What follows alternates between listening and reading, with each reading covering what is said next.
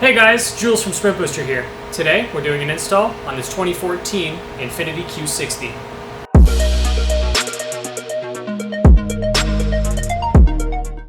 This pedal is very similar to other vehicles within the same family, such as the G37 that we did in a previous install video. As always, you're going to start the install process by opening the driver's side door and taking the key fob about 20 feet away. This allows the vehicle's CAN bus system to reset. Since this Infiniti does have a floor-mounted pedal, you're going to start with removing the retention bolt cover. With the cover removed, you now have access to the retention bolt. Simply remove the bolt, and you can now take the pedal assembly and remove it from the engine harness. To unplug the pedal from the harness assembly, simply press down on the retention clip while pulling outwards. Next, you're going to install the Sprint Booster inline between the pedal assembly and the vehicle harness. Don't forget to press on each plug until it clicks. Now that the Sprint Booster is installed into the vehicle, you can install the selector switch.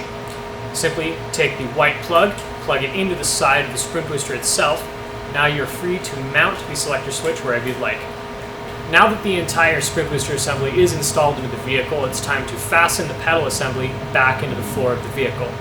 Simply reinstall the bolt and return the cover.